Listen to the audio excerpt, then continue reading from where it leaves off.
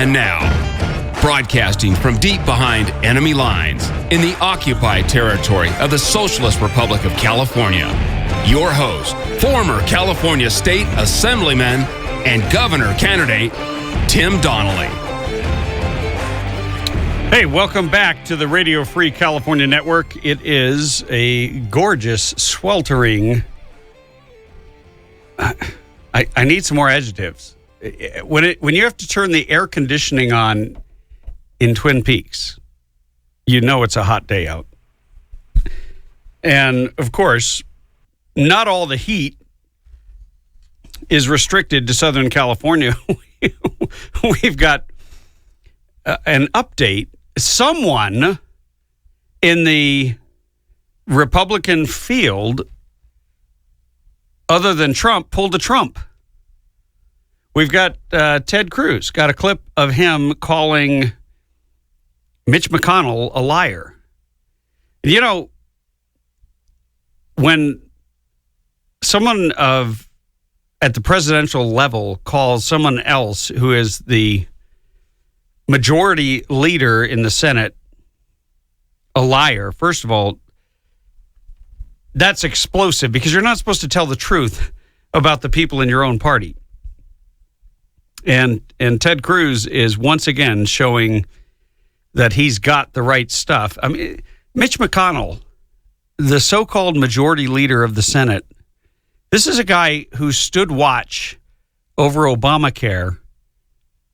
And I'll never forget, because I wasn't in politics. I was a small business owner. And I'm watching on television. I used to watch the Sunday morning shows when all the politicians would come on to tell their best lies. And he comes on there. He looks like he just came off the golf course.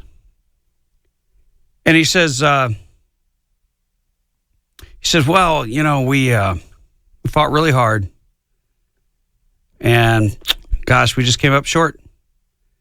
That's it. So, you know, we'll just make the best of it. And golly gee willikers. And it was almost like he wanted permission to go back to the golf course. And as more and more Americans, not just Republicans, but more and more Americans heard that the Republicans offered such weak and ineffective opposition, look, they literally held the vote in their hands. They elected a so-called Republican who cast the one consequential vote. And this Republican, by the way, Scott Brown, he campaigned, even though he was a Democrat in almost every other capacity in terms of his positions on issues, he campaigned saying that he was against Obamacare. And the people put him in office. And then he sold him out. And he did that when Mitch McConnell was the minority leader. So that was on Mitch McConnell's watch. And so for him to have come to the television without exercising any of his power. Now, if that guy was a conservative and had crossed the leadership and said, I don't have any confidence in the leadership and I'd like to see the leadership replaced, or had gone out on the floor and pulled a filibuster like Ted Cruz, they would have crucified him. They would have vilified him. They would have pressured him into doing the right thing. But in this case, they just shrug their shoulders. And the only time they do that is when they wanted to put up a pretend fight, then lose, then say, aw, shucks, and let's get back to the golf course and back to the people that own me. Because that's what they wanted. When you look at it that way, he's not a Republican leader. He's not a Democrat leader. He's a socialist, even though he calls himself a Republican. But he's even worse. I mean, Bernie Sanders is a socialist, but he's an honest socialist. He's an authentic socialist. Mitch McConnell is a liar, and he's a fraud. And for me personally, that was a political awakening of an epic proportion. It was an epiphany that we, the people, needed to storm the building and take their seats, literally. Throw them out and put ordinary people in who will not make deals that ruin the country. So I got to tell you, I'm excited to see Ted Cruz take on Mitch McConnell. I don't know how that guy ever got to be the majority leader. It's astonishing, especially when you had all these races that were run on basically two ideas: stop Obama, stop his amnesty, and stop his Obamacare. And of course, if it had been an issue, which of course it wasn't, because who would have ever thought that Republicans would have given Obama the power to craft all kinds of horrible trade deals, including the one that he's doing right now, which could be the death of Israel, could be the death of the United States. If Iran gets a nuclear weapon, you can thank the Republicans, who gave him all kinds of negotiating power, who have not effectively... If tables were turned, if Barack Obama was instead named Barry Smith and he was a Republican and the Democrats had control of the House, they would slam Barry up against the wall and they'd have him hand-tied and hog-tied 15 ways from Sunday.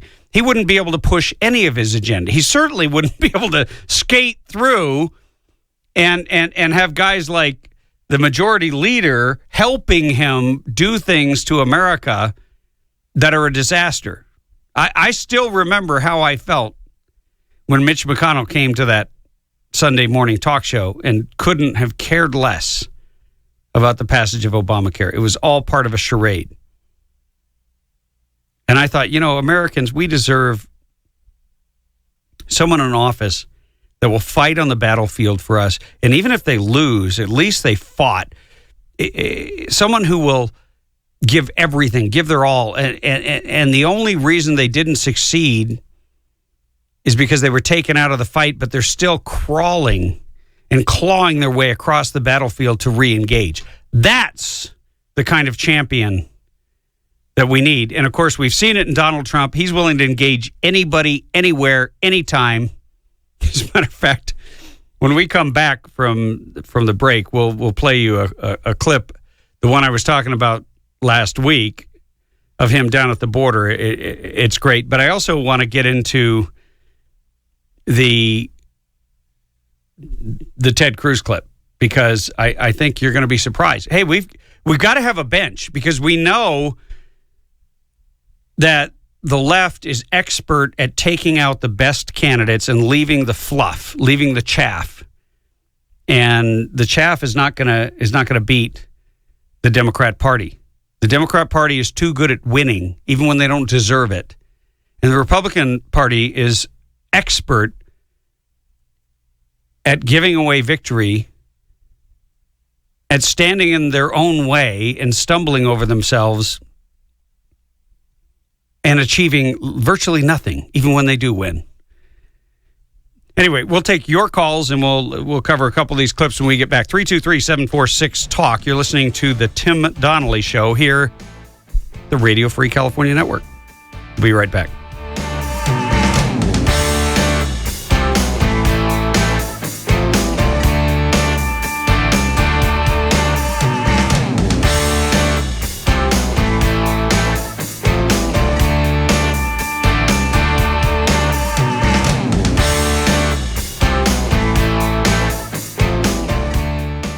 You've heard me talk about Burro Canyon Shooting Park on this show many times. They've been a proud sponsor of the Tim Donnelly Show. And I want to let you know they've got a special offer. If you pay for a day of shooting at Burro Canyon Shooting Park and you mention the Tim Donnelly Show, you get a free hat or a coffee cup or both, as long as supplies last. So head on up to my favorite place to exercise our Second Amendment right, Burro Canyon Shooting Park.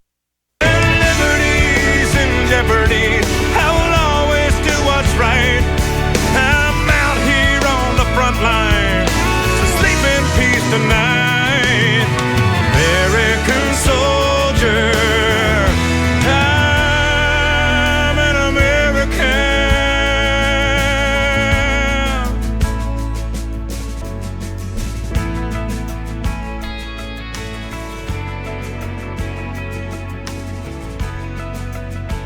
I think that's what everyone wants. An American. It would be nice to have an American for president, wouldn't it? Because I don't know what Barack Obama is anymore.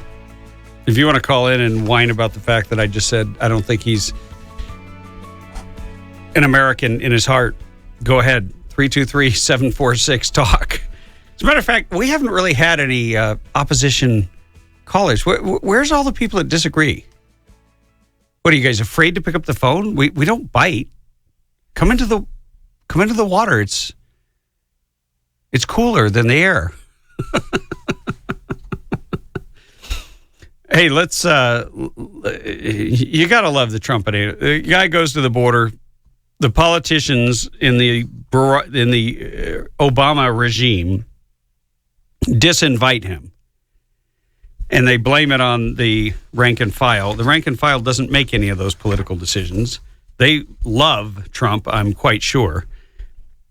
But Donald has no problem just slugging his way out of pretty much any corner. He hasn't gotten caught on the ropes so far. I know that's their goal. Believe me, every issue that comes up, they're going to be looking for that knockout punch. You have to understand the game.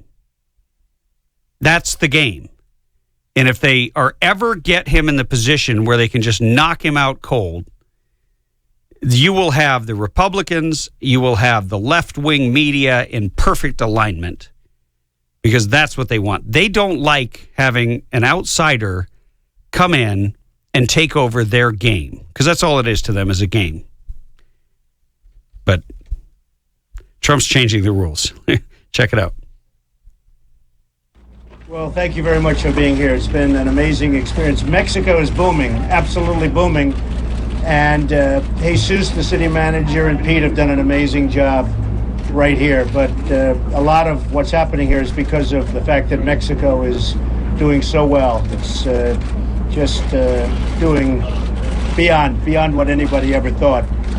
And I don't know if that's good for the United States, but it's good for Mexico. Anybody have any questions? Can you see your relationship with Hispanics? Yeah, I think I'll win the Hispanic vote. You know, I have thousands of Mexicans and Hispanics, and I think when it comes right down, I don't know if you saw the poll, but they just did a big poll in Nevada, the state of Nevada, and I'm way ahead. And more importantly, as far as I'm concerned, I'm way ahead with the Hispanics, well into the 30s, which, and I think second. The woman wanted to get in. She wanted to get her teeth into him. First of all, you can hear her in the background. She says, "What do you have to say about your relationship with Hispanics?" Well, first of all, he doesn't have a relationship with Hispanics. He's trying to have a relationship with voters. And when are you going to get over the color of your skin?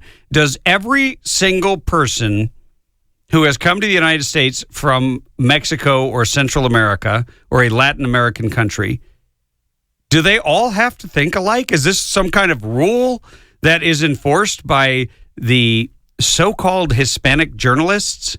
I mean, aren't you just a journalist? Do you have to be an Hispanic journalist? Does that somehow make you better? I don't get it. But what Trump says is awesome. He points to the numbers. He's getting 30% of the Hispanic vote when, by all the people, the bean counters who count the color of people's skin, because those are Americans. That's the difference. And he is not against people who came here from countries like Mexico. He is in favor of the United States having intelligent policies that protect not only the United States, but its businesses and its citizens. And I think second is like 11. So I have a great relationship. Over the years, thousands and thousands of Hispanics have worked for me and now work for me, and the relationship is very good. Question? Seven people have been killed. 7 people this year. Some of the folks we How many people killed? 7 people this year in Laredo. In Chattanooga, 5 people were killed in less than an hour by a Marine. But by an American citizen coming from the Middle East. Yeah. So it means that killers come from all over the world. Very agree with that. No, I agree with that. And they come through here, but they come from all over the world. I agree with that. You keep talking about a danger. You keep saying that there's a danger, but the crime along the border is down. What danger are you talking about? Oh, there's great danger with the illegals, and we're just discussing that. But we have a tremendous danger on the border with the illegals coming in. Yes, ma'am. Have you seen any evidence here to confirm your fears about Mexico sending its criminals across the border? Yes, I have, and I've heard it, and I've heard it from a lot of different people. And in fact, as you know, the Border Patrol was the one that invited me. I think most of you have that invitation. We sent it. The Border Patrol invited me, and then they canceled because, frankly, they don't want to get involved. They know the problem. The reason they invited me was because of the tremendous problem and the tremendous crime and all of the things that you're talking about. So they invited me, and then at the last moment, I mean, we were virtually in the air, and they said, we can't get involved. And I heard they got those orders from Washington. What evidence specifically have you seen? We'll be showing you the evidence. When? The people I've spoken to this morning in the radio who called you a racist. Well, you know, we just landed, and there were a lot of people at the airport, and they were all waving American flags, and they were all in favor of Trump and what I'm doing. And I mean, virtually everyone that we saw, there was such a great I was actually surprised. But there was such great warmth at the airport with all of those people that were there. So we're very, very honored. Yes, go ahead. It's one thing to say things. No, they're chanting for me. No, there were plenty chanting against you. I didn't see them. What is the most surprising part of this trip, being here on the border for you? Well, I think meeting the mayor and meeting Jesus, the city manager, I think these are tremendous people. They're doing a tremendous job. Come on, Jesus, say a word. This man, I'm going to steal him to run something for me. He's fantastic, the city manager. Thank you, Mr. Trump, and welcome everybody to the city of Laredo. You know, this is one of the greatest cities on the border, and we're a vibrant city, and as Mr. Trump mentioned, you know, the trade that we have here with Mexico, this is where the rubber meets the road, and all of you can see it right behind us. This is where all the trade comes through that Mexico and the United States have in common right here. And not only that, but this is where it goes to the rest of the world. And I tell you what, we wouldn't be where we are if it wouldn't be for the support that mayor and members of the city council that are also here with us, Mr. Councilmember Narvaez and Councilmember Perez. We are very fortunate to have the support that they provide us in order for this city to be such a great city and the #1 inland port in the country. Thank you very much. Why is immigration an important issue with Mr. Trump that the way to make the border safe is to build this long wall? Well, that's a federal issue, and we have our comments on that. What is your comment? We don't think that's necessary at this time. I think there's other ways that we can work together with the federal government. I think right now we have a process that we work together with Border Patrol, CBP, and everybody to be able to get some of these things done. The relationship that the city of Laredo has with the federal government, with all the law enforcement agencies, is a tremendous one. Thank you. So what do you want to make Mr. Trump? No, not at all. There are different sections. This is one section, but there are different sections. What would you actually do to change the illegal immigrations? Well, the one thing you have to do, and as Jesus was saying, and as the mayor was saying, there is a huge problem with the illegals coming through. And in this section, it's a problem. In some sections, it's a massive problem. But what and you have to details would you do? you have to make the people that come in, they have to be legal. Very simple. What would you do? You have to let people do their job. The Border Patrols, which, by the way, I see the unions are very much involved with the Border Patrols, but you have to let them do their job. They want to do their job. That's why they invited me. They invited me. I didn't come here. The Border Patrols invited me because they've got such a problem. They want to be able to do their job. If they can't do their job, believe me, they're unhappy. They want to be able to do their job. You're still in favor of a wall? Oh yeah, in certain sections you have to have a wall, absolutely. And by the way, the wall will save you a tremendous amount of money, but there are areas that you have to have the wall. What do you say to the threats from El Chapo? The who? From El Chapo, the drug cartel leader? I don't know anything about it. Mr. Trump hinting in the past couple of days, a potential third-party run of the GOP does not treat you better. What would it take for them to do? Look, I'm a Republican. I'm a conservative. I'm running. I'm in first place by a lot, it seems, according to all the polls. I want to run as a Republican. I think I'll get the nomination. We'll see soon enough, but I think I'll get the nomination. The best way to win is for me to get the nomination and run probably against Hillary. Hillary is the worst, look, easily. She's the worst Secretary of State in the history of our country. She is going to be beaten, and I'm the one to beat her. And I will take jobs back. And the reason I won with the Hispanic vote, and I win all over with the Hispanic vote, because they know I'll take jobs back from China, I'll take jobs back from Japan and every other country. I just can't get enough of him. There's a part, though, I want to get to when we get back from the break, where he addresses what to do about the quote-unquote 11 million who are here. 323-746-TALK. We'll take your calls coming up after the break.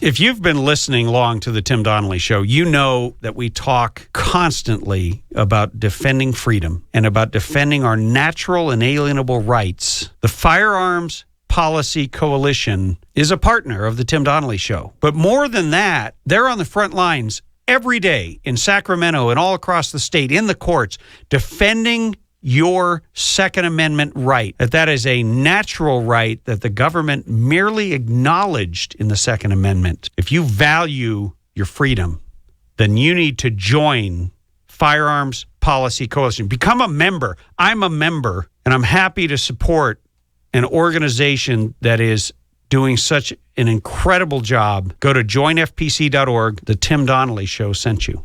Or go to timdonnellyshow.com and click on the FPC link to make it easy. But whatever you do, join today. FPC.org.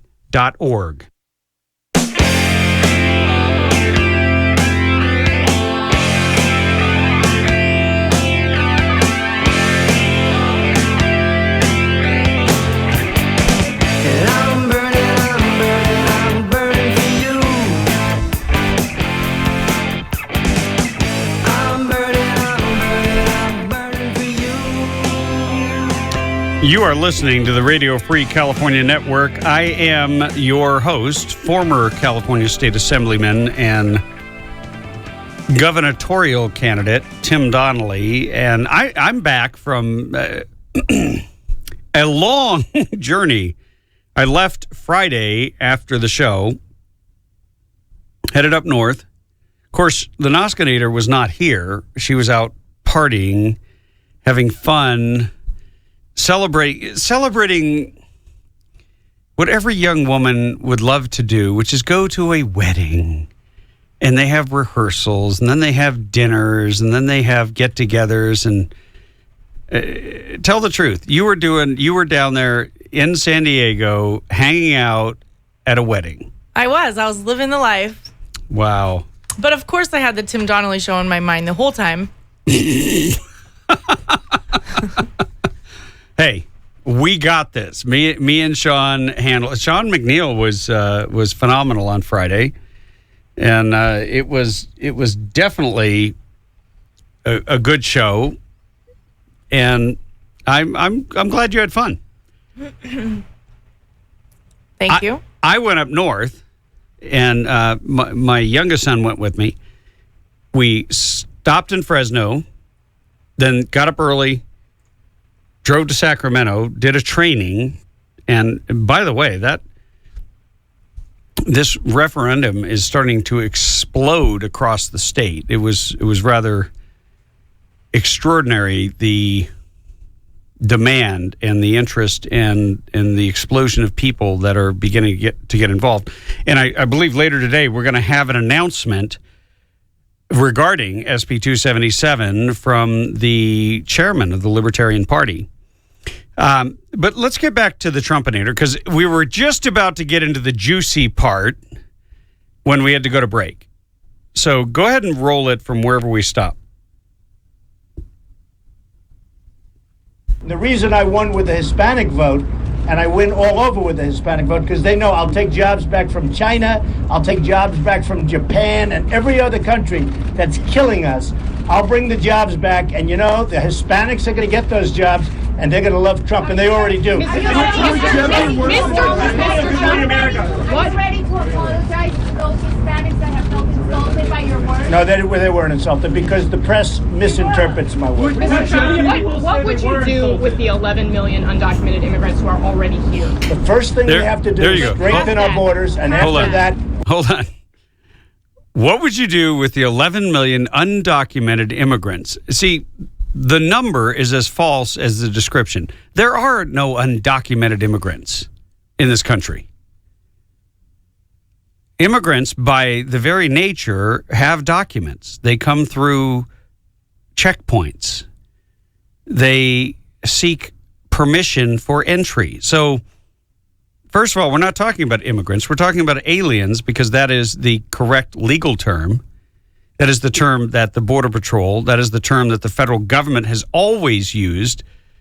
So her question is a fraud, and her question is designed to promote one of the greatest fabrications in American history. I mean, this cracks me up. When I went to the border as the leader, well, actually just as an ordinary citizen trying to find out what was going on down there, and I went in April of 2005 to the Arizona border, the number then was 11 to 20 million that are here illegally. Have you noticed any illegal aliens going home? No, they go bring their friends and they come back. Right. And now they're not just in California and Texas and Arizona and maybe Nevada. They're everywhere. They're having all the problems associated with unchecked illegals in their community that California is. You have crime rates that are off the charts. You have, because of gang violence and gang murder, and many of the gang members, a majority of them, are illegally present in the country, but they won't do anything about it because we wouldn't want to violate their so-called civil rights. Let's let them kill an American first. I mean, that's the bottom line. But let's get back to the numbers for a minute. How is it? There is no number, period. It doesn't happen in nature, and it doesn't happen in finances. It doesn't happen anywhere. It doesn't even happen in science. But let's take nature for a minute. You either move or die. Picture a shark. A shark has to move all the time. Otherwise, it dies. If you look at numbers, if you have $11 million in the bank, right? Well, you're going to get some interest on it, or you're going to spend it, or you could invest it well, and let's say it doubles or triples or quadruples over a 20-year period, right? When you look at science, nothing stays the same. Matter is always decaying. So either you're improving or you're decaying. So the number cannot sit there and be 11 million unless it is a lie. Well, let's say that you don't believe what Time Magazine said, which is they thought somewhere between 3 and 7 million illegals crossed in 2005 alone when George Bush was talking about amnesty. So if you add the 11 to the 7, let's take the low number. Now you have 18 million. But if you believed the top number back in 2005, which was 11 to 20, that's how it was always quoted, and you add 7, that's 27 million. It ain't 11, no matter which way you slice it. And, of course, that's the high number. If you go with the low number, the 3 million, same deal. You either have 14 or you have 23, but you don't have 11. It never gets to 11 unless 3 million or 8 million or, whatever, leave. But there's no evidence that a mass migration has taken place to the south. The only evidence is that a lot of people that were present in states like California and Arizona and Texas have migrated to other states, and they've brought their families in illegally. So if the number that she's quoting is 11 million illegals, and every single time, and you know why they picked that number? Because it sounds so low and so innocuous that gosh, we could just absorb them right into the pot. This would not be a problem. But a lot of people in the know, including the Catholic diocese, believe the number is closer to 30 to 40 million. Experience tells you that anytime the government gives you a number related to illegal entry into this country, triple it. And you will be much closer to an accurate number than the so-called 11 million. But see, the bottom line is that they want to perpetuate the lie. The media has a narrative, and the narrative is, Donald Trump, we don't know how you're still standing on your feet. You are defying the odds because we punched you and punched you. We punched you below the belt. We're sandbagging you every time you turn around, and you still stand there and punch. And you never back down. You never get off message. You basically are a somewhat likable guy. And he never lets them get away with any of their untruths. Did you notice that? That's what I liked most about that entire clip is his comebacks. He shot them down. You can't manipulate the Trump into their questions. He kind of goads them in, and then comes the jab, followed by the right hook, which is exactly. I just wish Republicans would learn from the Trumpinator. I don't know. Is there anything else good on there? Do we need to play more? Or are we good? I can't hear you. We're going to play a couple more seconds. Okay. The first thing we have to do is strengthen our borders, and after that, we're going to have plenty of time to talk about it. Thank you very much. Thank you, everybody. Thank you. And after that, we're going to talk about what to do. It's brilliant. It's brilliant. He leaves. He gives them absolutely nothing to hang him on. He is the one and only the Trumpinator. But when we get back, we're going to bring you something from Ted Cruz, who pulled a Trump. 323-746-TALK is the number, and you are tuned in to the Tim Donnelly Show here on the Radio Free California Network. Don't go anywhere.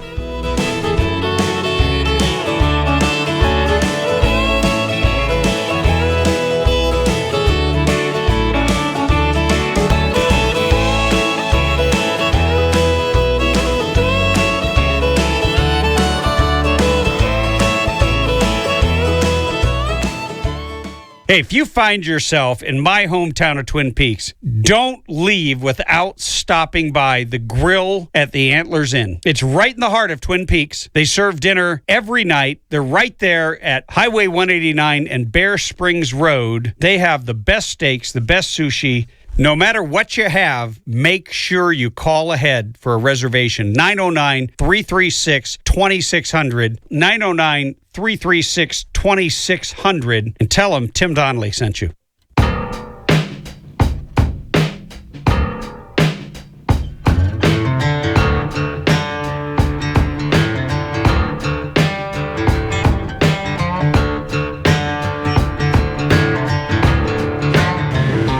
Come on. Yeah.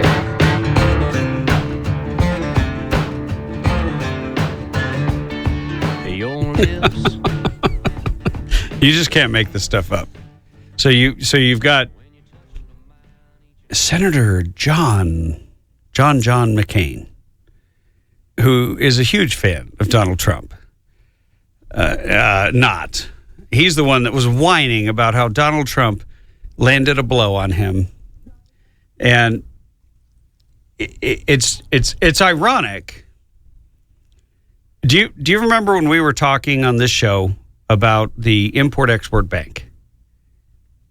Which is basically, and we even had a staffer on for Congressman Paul Cook, who is from the region in which our affiliate Talk 960 is heard. And that young man was saying that, hey, my boss votes in favor of the Import-Export Bank because they give him a crap load of money. And it's all about campaign contributions. He said, I'm sorry, I wish it wasn't like that, but that's the truth. Those were the words. You heard him. We've got the clip. And then you heard them say, well, it's going to get voted down. They're going to kill this thing. And Maxine Waters said, oh, no, that thing's a shoo-in. We got it in the bag. Well, of course, she's not in power anymore. The Republicans are. And so Ted Cruz takes to the floor, and it was a rare Sunday session where they were called to vote on the highway funding bill. And lo and behold, out of the blue, Mitch McConnell brings up the Export-Import Bank. Remember that one that we talked about on this show? The Noskinator's nodding her head. She thinks she's on television. No, I do remember. And then we had that sweet clip. Yeah. Do we still have that? Somewhere in the database we do. All right. If you're able to find it, we could play it, right? Because it's already in our system. Yeah, I'd have to find it for later. Right. Well, that's what I'm thinking. I think we'll bring that up a little bit later. But what I want to get to is, so here's the players. You're in the Senate, which is already kind of a strange place. And you've got Mitch McConnell, who misled the members, brought them in for a vote, and Ted Cruz called him on it, Trump style. Here it is. Today is a sad day for this institution. The Senate operates based on trust. Whether we are Democrats or Republicans, these 100 senators have to be able to trust that when a senator says something, he or she will do it, even if we disagree on substance, that we don't lie to each other. A number of weeks ago, when this Senate was considering trade promotion authority, a group of senators gathered on this floor and blocked TPA for many minutes because they were pressing for the Export-Import Bank. They huddled on this floor and negotiated a deal in front of C-SPAN, in front of the world. Then, when they had their deal, TPA had the votes to pass. Shortly thereafter, we had a Senate Republican lunch where I stood up and I asked the majority leader very directly, what was the deal that was just cut on TPA, and was there a deal for the Export-Import Bank? It was a direct question. I asked the majority leader in front of all of the Republican senators. The majority leader was visibly angry with me that I would ask such a question. And the majority leader looked at me and said, there is no deal, there is no deal, there is no deal. Madam President, I went back to my office and I sat and had a long discussion with my staff. My staff told me that afternoon, he's lying to you. That's what my staff said. We've been around the Senate a long time. He is not telling you the truth. I sat in my office. I told my staff. The majority leader looked me in the eye and looked 54 Republicans in the eye. I cannot believe he would tell a flat-out lie. And I voted based on those assurances that he made to each and every one of us. What we just saw today was an absolute demonstration that not only what he told every Republican senator, but what he told the press over and over and over again was a simple lie.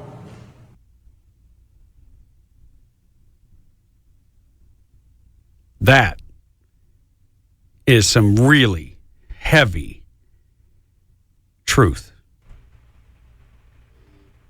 And you don't hear that often. And so CNN has an article and they say, well, people like Senator John Cornyn and John McCain are demonizing Ted Cruz. Surprise, surprise. John McCain called Ted Cruz a wacko bird. He called him all kinds of names when he stood on the floor and railed against Obamacare on behalf of the people. And John Cornyn, who's another worthless senator you've never heard of, who's never done anything of any note, says, well, I would say he's mistaken if, in fact, the majority leader had somehow misrepresented to 54 senators what the facts were with the Ex-Im Bank. I suspect there'd be other voices joining him. No, they're all cowards because they know they'd get punished. That's the way it works. We'll have more, including your calls. 323-746-TALK. We'll be right back.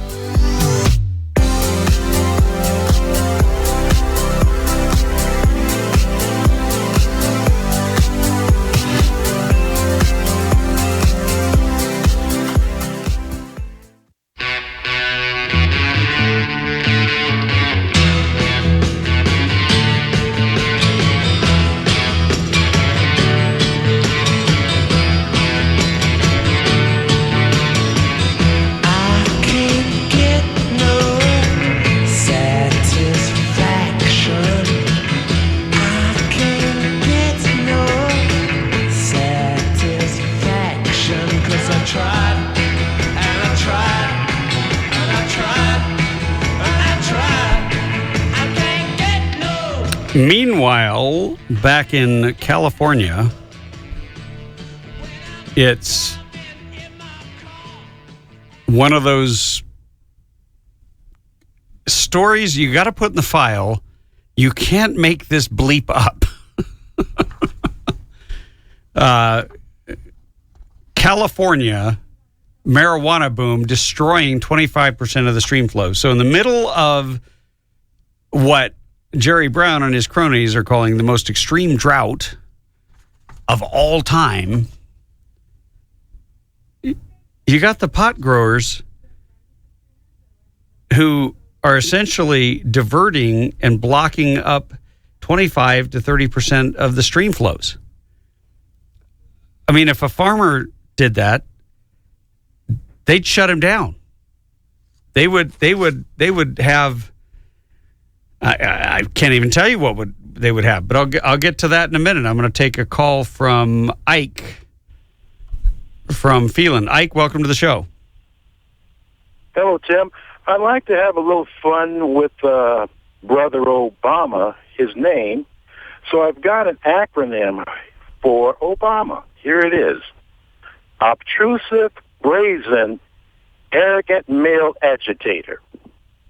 Okay. Obtrusive, brazen. Now, how long did it take you to think that one up? Oh, I've been working on it for about 3 or 4 days. All right. And then I have one more. Here's the last one. All right, keep it clean here. It's clean.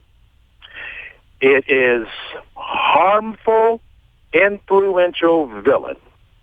I'm a black man. I live in Phelan, California. I voted for Obama the first time because I think we were hoping to get a gentleman like the brother Martin Luther King. There are not many anywhere like Martin Luther King. He was a true believer. And he was an orator who was saying what was in his heart, and they took him out because he was a threat. Yes, he was. But I see Obama as an individual who is following the dark side of his personality. Here's what I mean. Yeah, because I also want to hear what maybe changed your mind about him.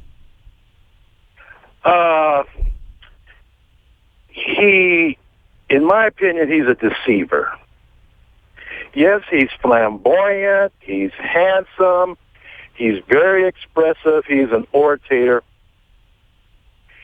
but I just don't trust his politics. And I think there are probably very, very few other black Americans who will stand up and say what I'm saying. And I believe he's coming from the dark side of his personality. Here's what I mean. There's a 3-letter word in the Bible, and it's S-I-N. And here's what it is. Here's what it truly is. S-I-N. Satan's inherited nature. Satan's inherited nature. It's the dark side of a personality. Any of us can misbehave. We can get into perversion. We can get all these kind of different characteristics. But this is what I see is coming from Obama. And then when you turn that word around, S-I-N, it's N-I-S. And what does that mean? Not in service. People who love God, who love the scriptures, who love the truth, because all of us are sinners, but then when you come to a point where you recognize that your lifestyle is contrary to what God has asked us to do. And what is that? To be Christian. And what is a Christian? A Christian is to be Christ-like in character, True. attitude, behavior. Now, have you ever heard President Obama profess his Christian faith? No, I haven't. But sitting under Jeremiah Wright for 21 years and listening to this man espouse his hatred for America has had a tremendous influence on Obama, and we can see it. Oh yeah, no. There's clearly if you watch Dinesh D'Souza's movie, he goes into basically who Obama's mentors are, and they're people who are avowed communists. They're people who hate America, consider it a colonial, imperialist state, and they're seeking revenge for all of the evils that have been perpetuated by the United States on other countries and the peoples of the world. And so when you see what he's doing right now, and I'm curious because most people aren't moved, especially if they didn't see the movie, by long drawn-out histories like that. They're moved by individual issues, by smaller things. So what particular issue revealed his character to you? June the 26th, I was so shocked when the White House was lit up with all the colors of the rainbow. And the colors of the rainbow, all of us know that those colors represent the Creator, and he was saying to humanity that he would not destroy the earth again by water. That's what the colors of the rainbow mean. Right. And so when he's, I consider him an advocate of homosexuality. But you know, back in 2008 when he was running, you remember, I don't have the clip here, but we can get it. He said, I believe marriage is between a man and a woman, and that's it. He didn't go any further, and that was it. And so and that was on the Rick Warren program.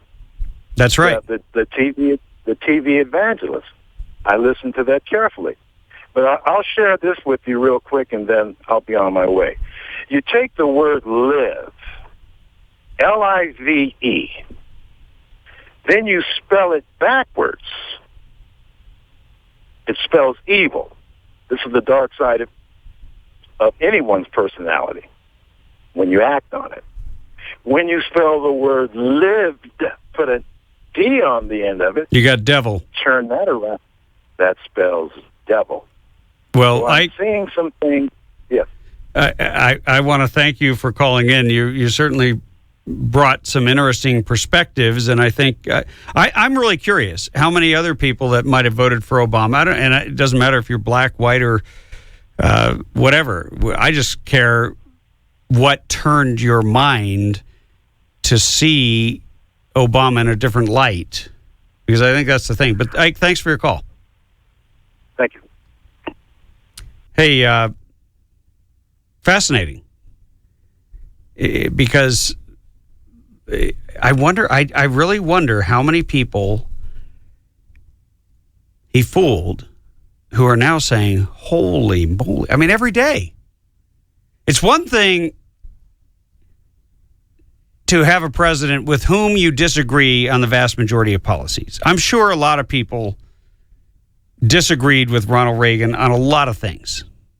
But you didn't have Ronald Reagan coming in as a lame duck president trying to completely upend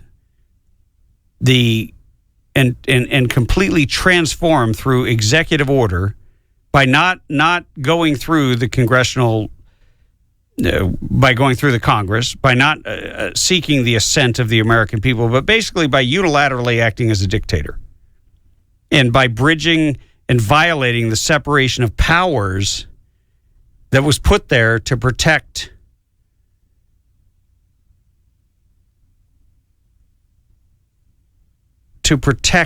the people from a government with absolute power.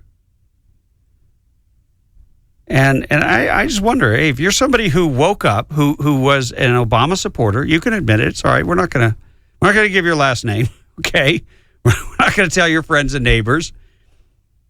But maybe you just want to confess it and get it out there. And Ike had some very interesting points, and I appreciate the call. Ike, 323-746-TALK. If you want to opine, we'll take your calls coming up right after this break.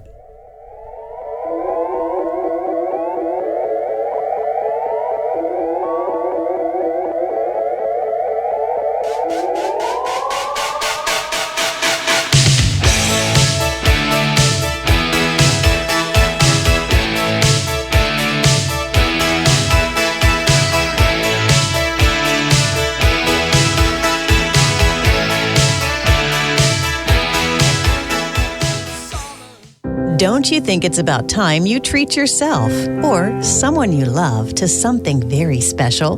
Well, Ozell Jewelers, the finest jewelry store in the high desert, is known throughout the high desert for having the largest variety of fine-looking jewelry and gifts for every special occasion. Ozell custom designs and manufactures their own jewelry, so you'll be able to find exclusive, one-of-a-kind, stunning styles you won't find anywhere else in Southern California. If you're looking for fine jewelry at unbeatable prices, Ozell Jewelers is the place to go. Show appreciation to that special person in your life with something special to cherish forever. Ozell Jewelers, voted best jewelers in the high desert by the Daily Press regularly for years. Ozell Jewelers has been putting smiles on high desert faces for over 30 years. Ozell Jewelers in Rancho Cucamonga, Palm Desert, and Amargosa Road by Red Lobster in Victorville. Ozell Jewelers.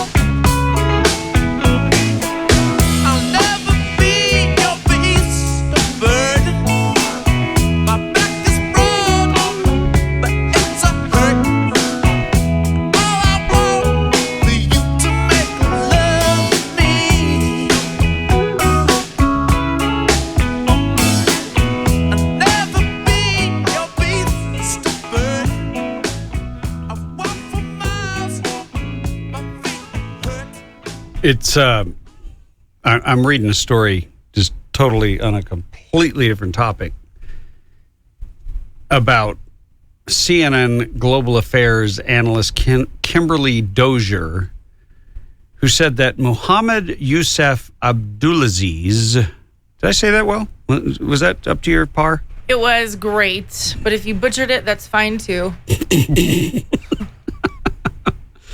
I don't even know what to do with that, given that butchery seems to run along the lines of the jihadists.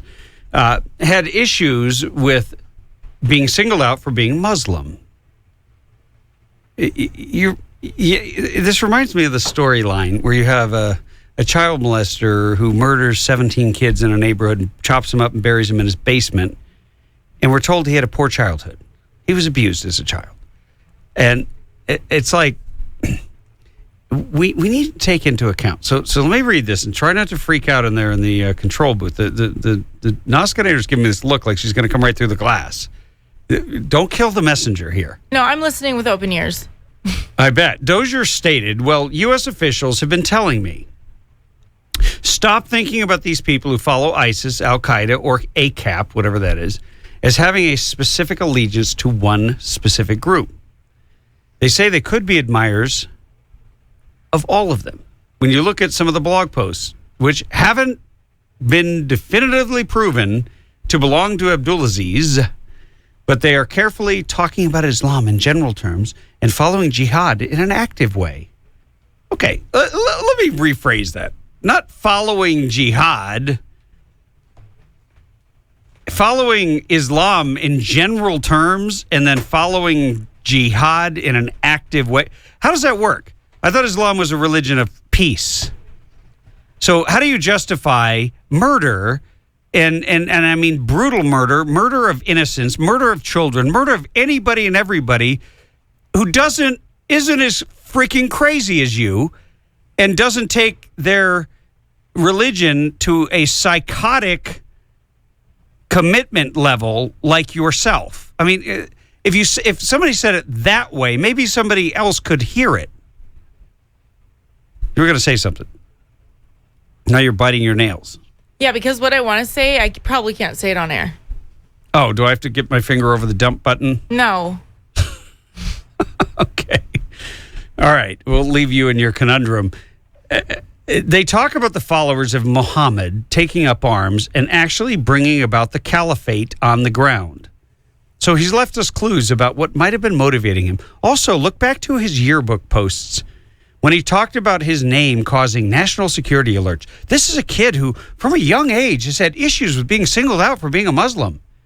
And if your dad was on the FBI terrorist watch list and being questioned by the FBI, you can bet that was a subject of household discussion that stayed with him. Now, mind you, if this was Dylan Roof, who killed 9 black people, instead of a Muslim, why is it always a Muslim terrorist? But it was a Muslim terrorist. The news media didn't want to report it, but it was an Islamic jihadist from the religion of peace who slaughtered a bunch of innocent Americans that because they wore the flag of this country. They were serving in recruitment centers. And what happened from that, right? They banned the Confederate flag? Right. Well, yeah, they went after the Confederate flag, but they never went into Dylan Roof's childhood to explain away why was it that poor little Dylan, maybe he was singled out. Maybe he had a bad childhood experience, and that caused him to become the monster that he is today. They are doing that for Dylan Roof because Dylan Roof is not in the approved narrative, the media narrative approved demographic.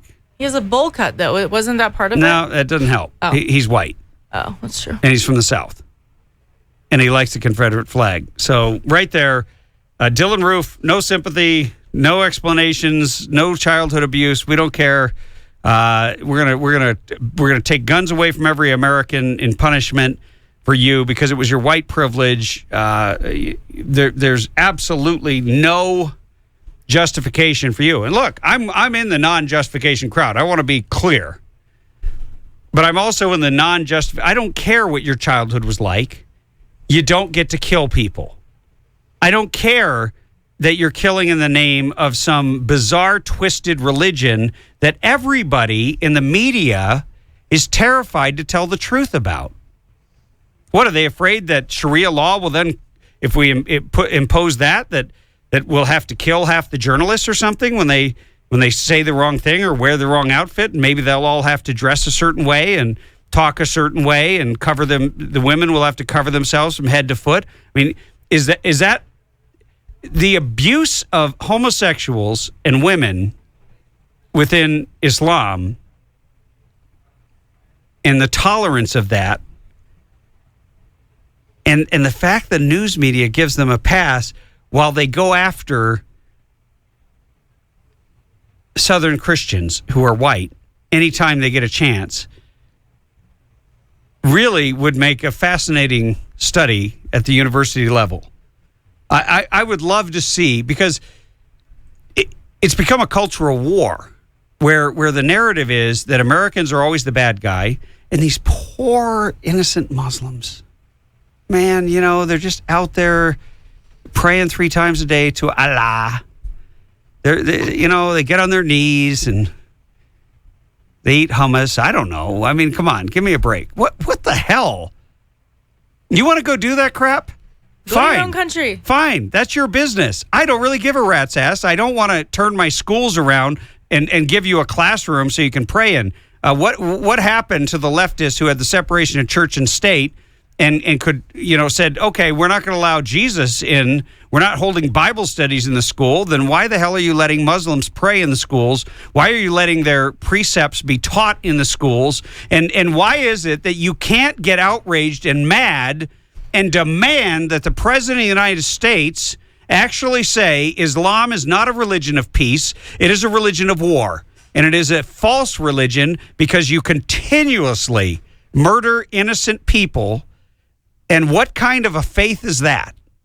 Where are the moral lessons from murdering the innocent?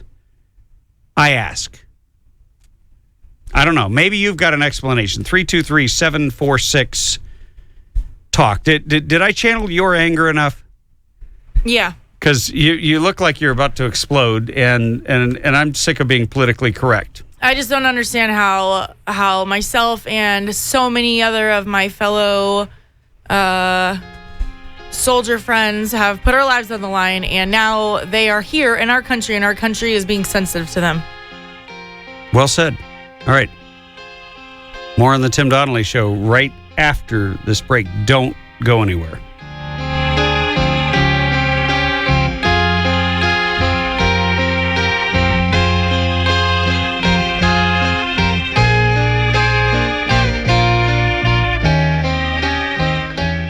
If you've been listening long to the Tim Donnelly Show, you know that we talk constantly about defending freedom and about defending our natural inalienable rights. The Firearms Policy Coalition is a partner of the Tim Donnelly Show. But more than that, they're on the front lines every day in Sacramento and all across the state, in the courts, defending your Second Amendment right. That is a natural right that the government merely acknowledged in the Second Amendment. If you value your freedom, then you need to join Firearms Policy Coalition. Become a member. I'm a member, and I'm happy to support an organization that is doing such an incredible job. Go to joinfpc.org. The Tim Donnelly Show sent you. Or go to timdonnellyshow.com and click on the FPC link to make it easy. But whatever you do, join today. FPC.org.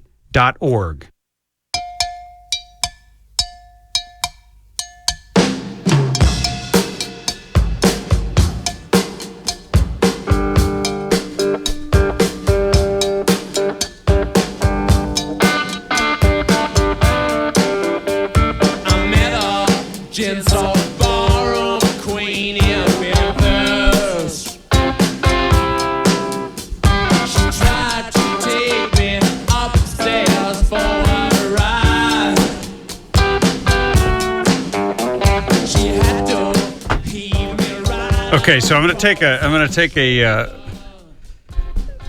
page out of our friend Ike's playbook here. All right, go with me. I had to find a pen here, a good old fashioned pen. Okay, so you take the word media, MEDIA, right? Okay. How about the Muslim Amelioration? I couldn't find a better word there. Defense Initiative of America. Basically, amelioration meaning to improve something that's bad, meaning like the perception. But let me read. Are you dying in there? Okay, well, get yourself something to drink. Good Lord.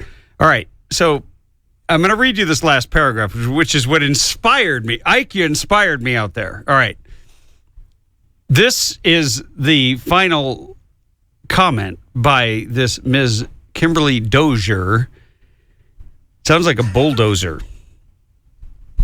What worries me is that how will this be perceived by the public? Though, is a Muslim militant attack. And I'm already seeing among friends in the national security community a rising sense of anti-Islamic sentiment. I mean, it's shocking, right? I'm worried that this will feed into more attacks like this and undercut the efforts to reach out to the American Muslim community and include them. I don't know. If they're killing me and my buddies, do I want to include them? I'm sorry. Rather than make them feel isolated, as this young man seems to have felt. You got to be kidding me. No wonder we have such insanity in the left-wing lamestream media. I don't even know what to call them anymore. We'll take a quick call here from Ed. Ed, what are you thinking here? Yeah. Welcome to the show.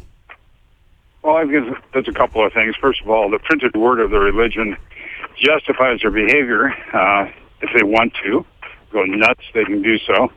But I think the other part of it is, for hundreds and hundreds of years, over 1,000 years, they've been mostly tribal and isolated, and as a consequence, inbreeding has taken hold. And basically, inbreeding creates all kinds of mental and... Hey, Ed, are you running on some kind of treadmill there? No, I'm sorry. I was walking through the store. Oh, you're breathing a little hard, and I don't want you'd have a heart attack on air here. No. I think basically they're just inbred and crazy. Well, I think inbreeding is a large part of what's wrong with them. I mean, look at it. For thousands of years, over 1,000 years, they're in isolated areas. They've been marrying their sisters and their cousins, and guess what happens? I don't know, but something is seriously wrong. My focus is on the media here in the United States that literally will bend over backwards to explain away Muslim terrorism, Muslim militants, Islamic jihadis, whatever the hell you want to call them. They will explain it away at great length, but when a young white boy kills 9 black people, then all bets are off. We're going to turn the country upside down. We're going to stamp out the Confederate flag. We're going to take your guns away, Ed, even though you had nothing to do with it. And it's all about white privilege and on and on and on. And there's no tolerance. There's none of this nonsense for Dylan Roof, nor should there be. But why? What is the media's obsession with explaining away and treating these Muslim terrorists with kid gloves? I don't get it. Well, I just think they're cowards. Basically, they're afraid. They really. I mean, you look what happened in France. The media stood up, and they got massacred in their own little place there. In Charlie Hebdo, and no one on this side of the pond was willing to take a stand. Certainly Obama skipped the whole thing. He wouldn't stand with them. Yeah, Ed, we didn't. You may have a good point. I think they're just inbred. Well, I don't know about that. I can't answer that, but I definitely recommend that you do not try to multitask walking through the store while talking on the radio, because after all, we are just men, and we cannot think and chew gum at the same time. Hey, thanks for the call. Hey, appreciate it. We're going to go and bring a special guest on. We've got Ted Brown, who is the chairman of the Libertarian Party in California. And Ted, first of all, welcome to the show. Well, thank you, Tim. Glad to be here. You have an exciting announcement to make about the SB 277 referendum effort. Yes, indeed. The Libertarian Party of California Executive Committee has voted to endorse the referendum effort. We're certainly against mandatory vaccinations, and we're definitely behind you on getting this thing on the ballot so that people can vote on it. Well, I'm excited to hear that. Now, tell us a little bit about, you guys obviously had some kind of discussion. What were the compelling points for you?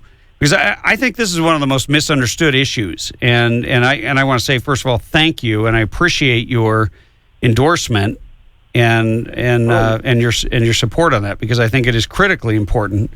But I have my own views, indeed. And I'd love to hear what you guys were. What was the discussion like? What were the points that were most compelling? Well, basically, the issue is for libertarians is not being pro-vaccination or anti-vaccination. We have people on both sides of the issue. Right. The key is healthcare freedom, meaning that people have the right to make choices about their own bodies, about their own healthcare choices, and that's what libertarians favor. And we've had a provision in our platform for like over 30 years that in opposition to mandatory vaccinations is one of many lists of items where we don't want the government, whether it's the federal, state, or local government, telling us what to do with our bodies and our health care. Well, I mean, it is really pernicious. I don't understand.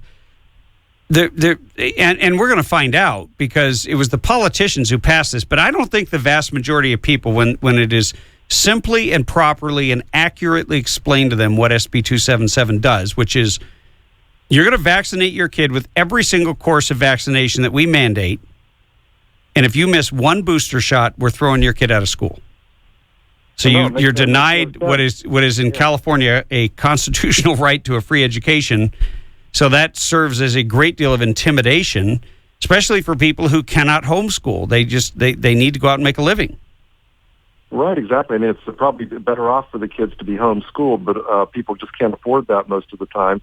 And frankly, they should be able to choose when their kids get the vaccinations or not. I mean, personally, I'm pro-vaccination, but I also think that it might be a good idea if a child is not ready to spread them out, maybe not do the whole procedure until the kid's older, stronger, whatever the case may be. But when you deal with the government, you're dealing with like one size fits all. They say they know what's best for everyone. And if you disagree with that, they're going to come down hard on you. Well, and you made an interesting point there, Ted, that you're pro-vaccination, so you would vaccinate your kids, but you might want to spread them out because they give massive courses all jammed together, and there's never been any tests done on the effects, the side effects of literally that many vaccinations at once versus spreading them out over a period of weeks or months or what have you. Oh, right, exactly. And then the vaccine manufacturers are protected from liability by the federal government. There's special vaccine courts that deal with these issues rather than the regular courts. And if you can't sue a company for a bad product, then they aren't as motivated to make sure their product is in good shape. Well, they're not going to change their behavior because the free market system, and what you're describing is one of the worst examples of crony capitalism, where you have the government literally shielding. And who is the government? Who makes those decisions? The politicians. And what does the pharmaceutical companies do? They contribute massively. They're one of the biggest donor forces in politics today. That's absolutely true. Yes, and they do influence a lot in Washington, especially. I'm not sure as much here in the state, but definitely in Washington to pass laws like that to protect the pharmaceutical companies. Well, I do have good news. We've been out there collecting signatures, and among the ordinary population, when they're presented with the simple truth of this bill, they're signing the referendum like crazy. And I think it will get on the ballot, and I hope so, because it's very hard to qualify measures to the ballot by volunteer effort. There has to be a real strong grassroots effort. It sounds like there's so many people that are really behind this effort.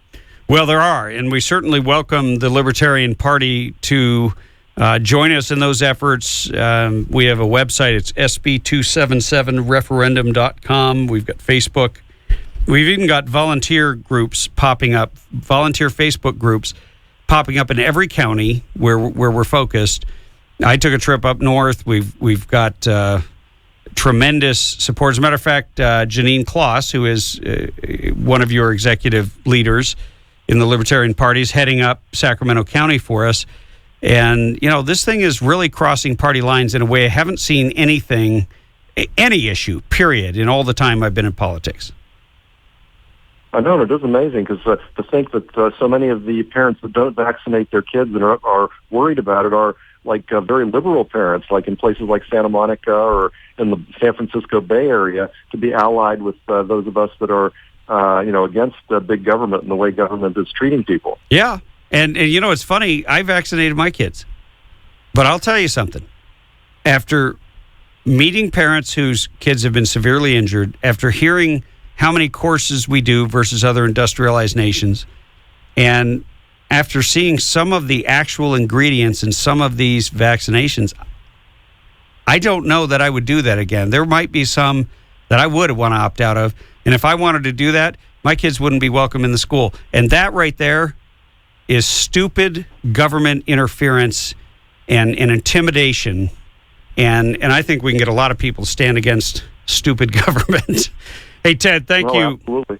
Thank you for your support. Thank you for your leadership in the Libertarian Party. And thank you for coming on today on the Tim Donnelly Show.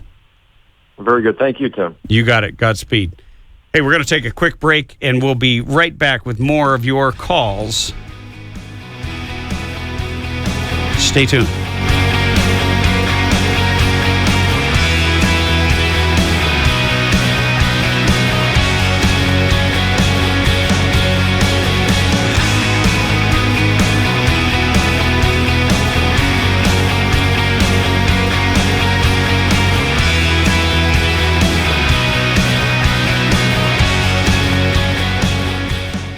Whether you're an experienced shooter or just buying your first gun, Turner's Outdoorsman has everything you need, along with a knowledgeable and friendly staff to help you find that perfect gear for your next adventure. Turner's now has 18 locations across Southern California, including a Victorville location right on Bear Valley Road. Be sure to check out the new Archery Pro shops in the Victorville, Chino Hills, and Pasadena locations. If you're not sure what you're looking for, you can browse and shop their selection at turners.com. Be sure to check out their weekly specials and sign up to get them delivered directly to your inbox. Turner's is where I turn for all my firearms and ammo needs. Remember to tell them Tim Donnelly sent you, and you'll get an additional discount.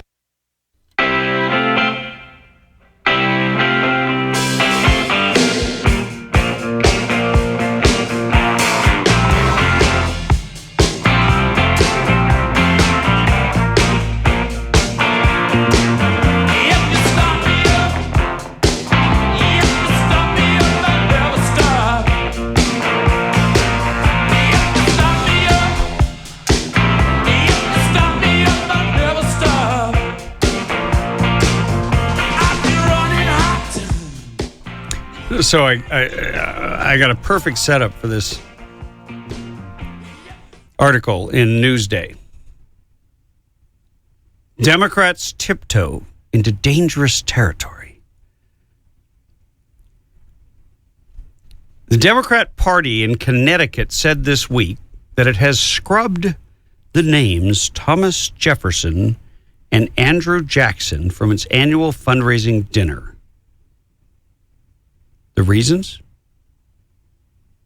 Jackson and Jefferson were slaveholders, and Jackson fought Native Americans. Connecticut Democrat Party Chairman Nick Belletto said he's hoping his state's committee's move will start a national trend. But why stop at Jefferson and Jackson? George Washington was a slaveholder too.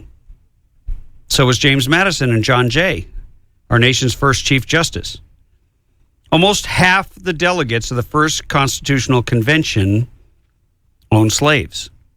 And Francis Scott Key, author of the national anthem, defended the institution in court. They should be shunned by today's Democrat Party as well, according to Belletto's logic. 15 presidents implicitly condoned slavery from George Washington to James Buchanan by not forcing states militarily, if necessary, to abandon the practice. Only Abraham Lincoln and his White House successors have clean hands there. For those of you who are thinking about voting for Hillary Clinton or Jeb Bush, Abraham Lincoln was a Republican. As a matter of fact, he was the first Republican president because the Republican Party didn't exist for very long prior to that election. That was the first election. And it was the first presidential election. The Republican Party was founded to end slavery. It was the anti-slavery party. But besides being a Republican, Lincoln was a commander-in-chief during the brutal Plains Indian Wars. All presidents from Ulysses S. Grant to Benjamin Harrison were too. So maybe dinners should be named only after presidents, starting with our 22nd president, Grover Cleveland, who didn't do much Indian fighting. Except that women couldn't vote under Cleveland or any U.S. president up to Woodrow Wilson, who held Oval Office when the 19th Amendment finally enfranchised American women. But drats! Wilson had a notoriously bad relationship with the nation's black leadership, and he resegregated the Army, practice that continued until Harry S. Truman, who dropped atomic bombs on innocent Japanese civilians, which some now consider a genocidal act.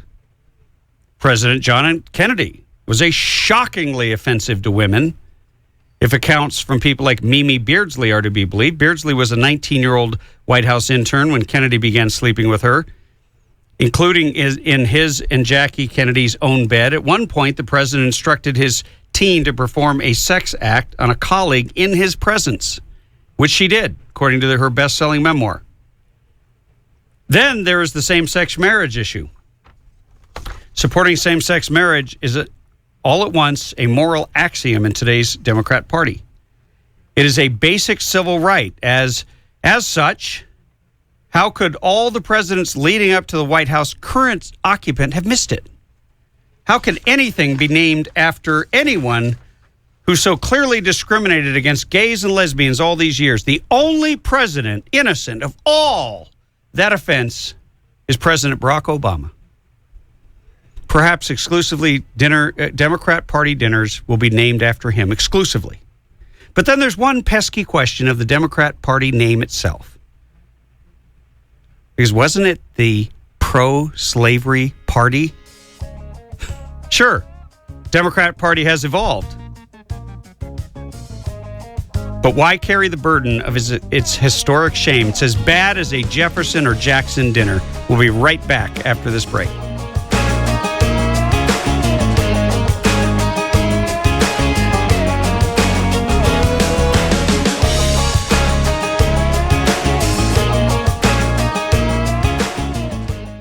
If you've been listening long to the Tim Donnelly Show, you know that we talk constantly about defending freedom and about defending our natural inalienable rights. The Firearms Policy Coalition is a partner of the Tim Donnelly Show. But more than that, they're on the front lines every day in Sacramento and all across the state, in the courts, defending your Second Amendment right. That is a natural right that the government merely acknowledged in the Second Amendment. If you value your freedom, then you need to join Firearms Policy Coalition. Become a member. I'm a member, and I'm happy to support an organization that is doing such an incredible job. Go to joinfpc.org. The Tim Donnelly Show sent you.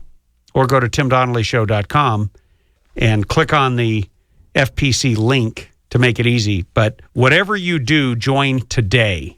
FPC.org.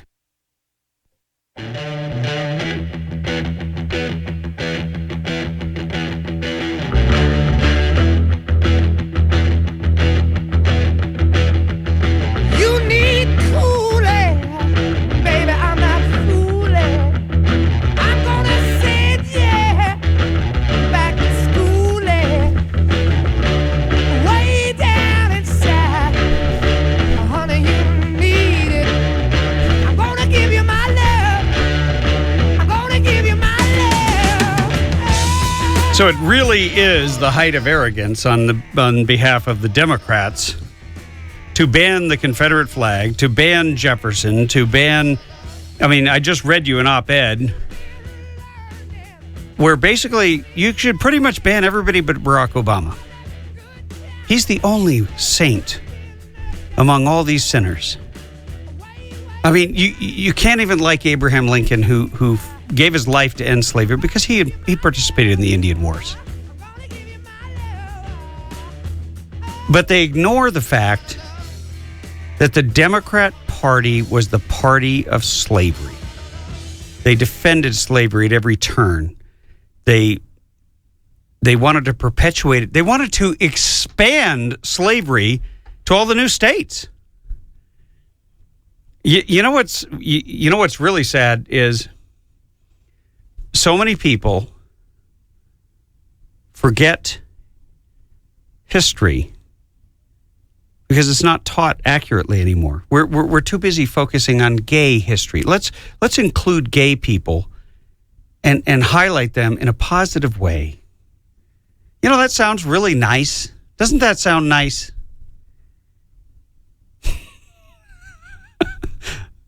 I ask you a question when you take a big swig of that water. Yeah, all the water. Maybe I'm the reason why there's a drought. Yeah. Well. Yeah, I saw that they're going to start teaching gay history in San Francisco schools, right? Well, that was approved in the California State Assembly. Here's the part that's offensive. It's not that gay people haven't been part of history. They have, sure. Right. Most of them were in the closet because it was very dangerous to come out. But when you decide you're going to go into teaching history in particular with a narrative, that means you've already decided you're going to limit the information that gets out in order to color the outcome. So if it's only going to be taught to put gays in a positive light, then it's not history, it's fiction. It's manufactured narrative. Just you might as well be writing for a sitcom or some kind of a network television show, a drama or what have you. That's the bottom line. But if you erase history, if you ignore history, you'll repeat history. And I'm not talking about the class. I'm talking about the situations. So you want to erase Thomas Jefferson, who arguably is one of the greatest orators of American history. He is someone whose pen was devastatingly effective in the Declaration of Independence. Think about that. Think about the words that we have built this country on. You're ashamed of a man because he had business dealings that were similar to almost everyone else of the time. But it was his own words and the precepts with which he so eloquently painted a picture of freedom that ultimately undid the institution of slavery and made that freedom, which was really a fantasy at the time that he wrote about it for black Americans or for black people. They weren't Americans. They were just black people dragged in here as slaves.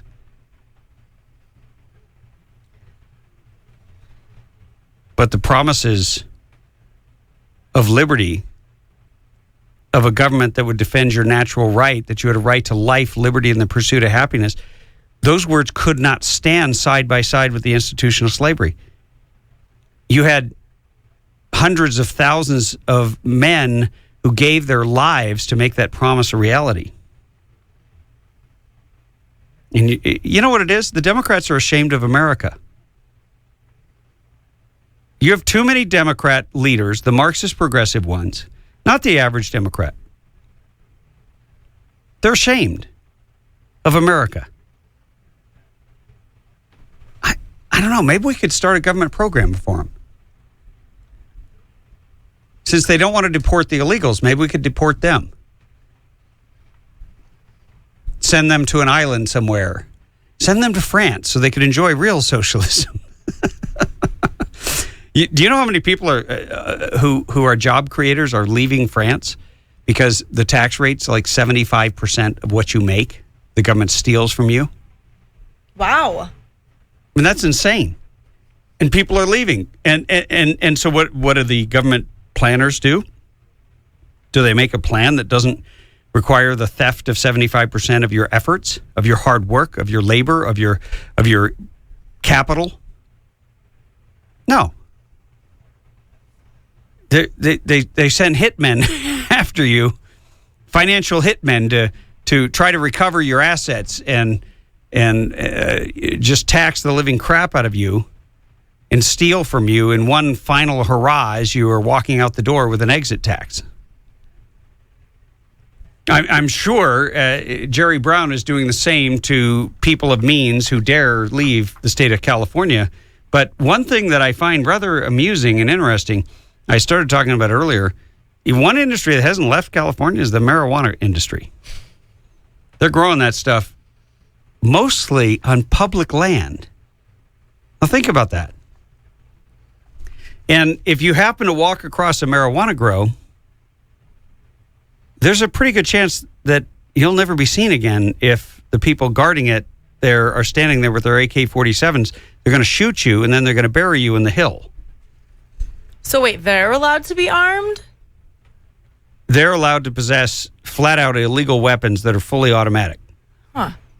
Because they're illegal aliens. They don't have to abide by the law. Nobody expects them to. Right. Most of the people tending the marijuana grows that are being cultivated by the cartels in California on California public land. That's your national forests, your state forest, all of the land that belongs to the public. It's funny how they say it's public land. The government owns it and dictates who can be on it or not. But somehow they haven't been able to drive the marijuana growers out of the forest. They've driven all of us out of the forest. So you got Jerry Brown, who earmarked $3.3 million in last year's budget to an effort to begin enforcing marijuana cultivation rules. Wait, how much money? 3.3 million. Yeah. Wow.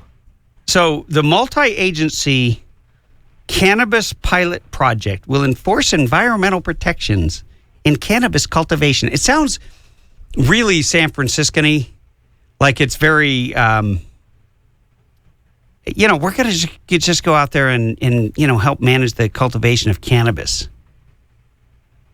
That ain't the way it goes down. They're decimating. They are raping the environment. They're destroying all these streams that the lily-livered lizard lovers would love to go out there with their white gloves, and they would love to go out there and save, but they're afraid to go in where they're going to get killed. That's the bottom line. And I don't know why they can't just say it. So you've got a recent California Senate hearing called to crack down on illegal water diversions by pot farms. Well, most of the pot farms are not on private land. They're on public land. That's illegal. So you don't go in there and try to enforce cannabis cultivation rules. You need to get a tractor and tie a chain around their operations and tear it to the ground and burn all their pot. Of course, then, you got all the peckerwoods up in the hills with too many guns getting high off the smoke. But this is why government keeps growing, but it never does anything. That's the part I don't get. And we're on the brink of getting past the whole medical marijuana thing. They're going to go straight to recreational marijuana. They're going to put it on the ballot, and it'll probably pass in California. What are they going to do then? Because let me lay it out for you.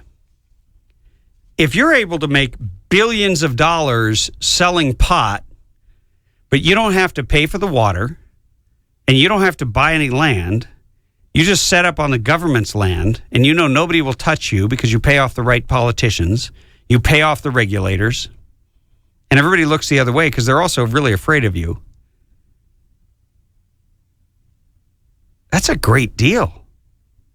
You think they're going to have legal farms now, and they're going to set up and buy land and put up with all the government's rules and regulations? No, they steal water, they steal land. They might buy the fertilizer. I don't know. Maybe they steal that too. And then once they've destroyed an area and wiped out the stream bed and there's so much devastation from the use of the fertilizers and everything, they just leave and go find a new place. Well, they absorb all the nutrients in that ground, and then they can't use it anymore. Right. Yeah, but they're making billions of dollars, billions with a B. And are they paying taxes on it? Oh, hell no. No, they're not paying any taxes either, but they use an inordinate amount of state resources in order to try to so-called regulate them. What a joke. Thanks a lot, Jerry Brown. Another ineffective moment brought to you by Jerry Moonbeam Brown. We will be right back after these real commercials because the Tim Donnelly Show is brought to you by awesome supporters. 323-746-TALK if you want to talk about it.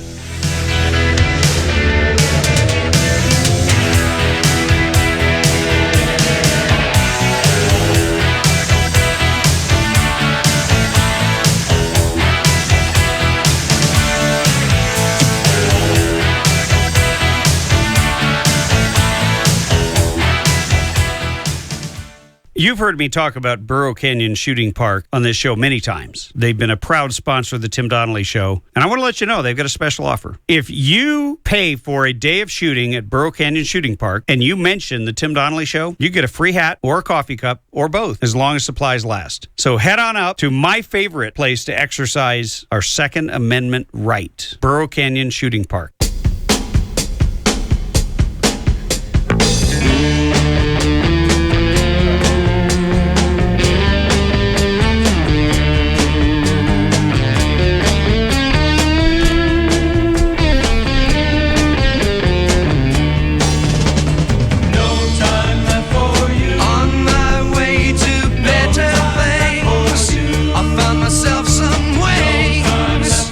Well, you heard it here on the Tim Donnelly Show. California going to pot under Jerry Brown.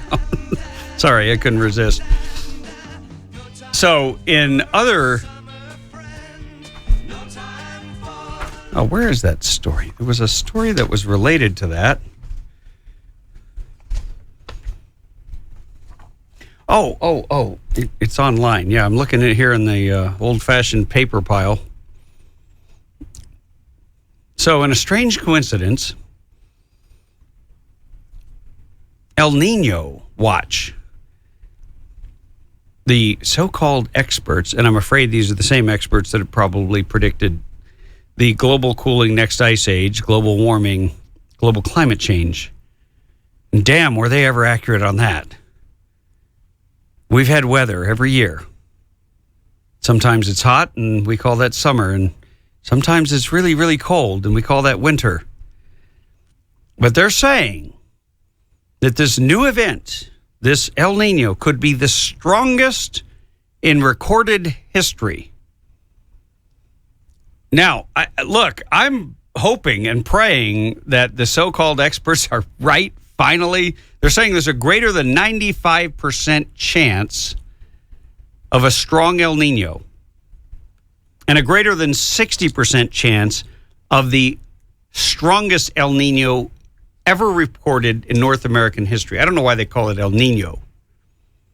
It's a weather pattern marked by warmer oceanic temperatures in the eastern Pacific, which currently sits off the coast of Peru, where ocean temperatures were recently recorded at 4 degrees warmer than usual. If the pattern holds, California and the Pacific Northwest could be in for a wild ride. Much stronger than the 1997-98 event and perhaps the largest in recorded history. A super El Nino. You like the sound of that? A super El Nino would mean torrential rainfall, typhoons, and likely mudslides across the California coast. But the prospect of heavy rain is very attractive to most Californians after 4 years of record drought. But here's the thing. All you're going to do is have record runoff. They don't have a plan in place to actually capture the water. It's like, oh, yeah. So the night before, they'll be saying, well, the dog ate my homework, and we never quite started that dam building. Damn it. We had to delay it because of the rain. And instead of capturing usable water that could be safeguarded for human use, they're going to let it run out under the Golden Gate Bridge. So much for anything that makes any sense in California. And in other news, a judge orders the Obama administration to release illegals. Now, you can't make this up. Obama has been releasing illegals since he got in office. He has a policy of non-enforcement. He doesn't hold anybody.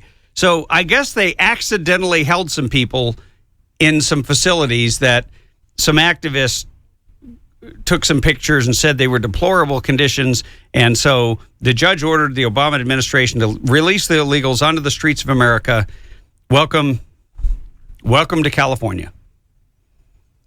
And this is the comment of the press secretary for Barack Obama's U.S. Department of Homeland Security. She had to write a prepared statement so that she would not start laughing. We are disappointed with the court's decision, and we're reviewing it in consultation with the Department of Justice. Do you believe that? Do you believe that Obama's upset that the 5 illegals that he held in jail have now been released, and now there's none anywhere? There's 800,000 some criminal illegal aliens. There's 276 sanctuary cities for them to go find someone and kill them. And this guy just never enforces the law. And you know, as the chief executive of the state, that's his job. His job is to enforce the law. His job is not to make law. His job is not to interpret law. His job is simply to enforce law. And we all know that he has essentially rewritten the law by refusing to enforce it.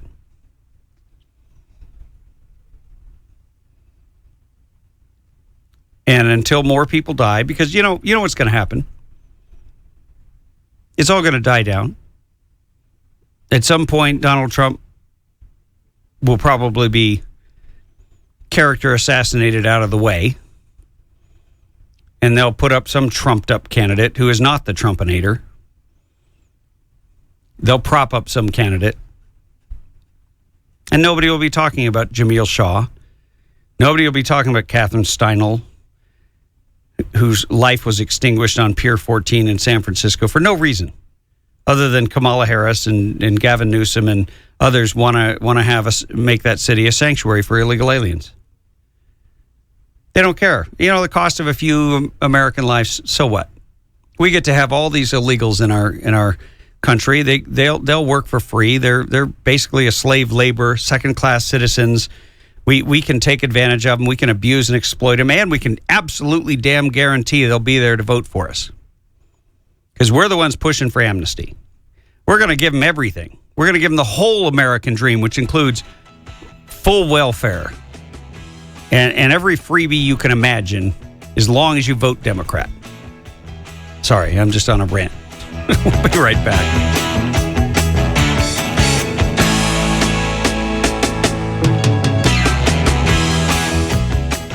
If you've been listening long to the Tim Donnelly Show, you know that we talk constantly about defending freedom and about defending our natural inalienable rights. The Firearms Policy Coalition is a partner of the Tim Donnelly Show. But more than that, they're on the front lines every day in Sacramento and all across the state, in the courts, defending your Second Amendment right. That is a natural right that the government merely acknowledged in the Second Amendment. If you value your freedom, then you need to join Firearms Policy Coalition. Become a member. I'm a member, and I'm happy to support an organization that is doing such an incredible job. Go to joinfpc.org. The Tim Donnelly Show sent you.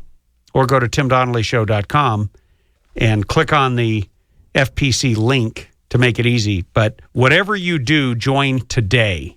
FPC.org.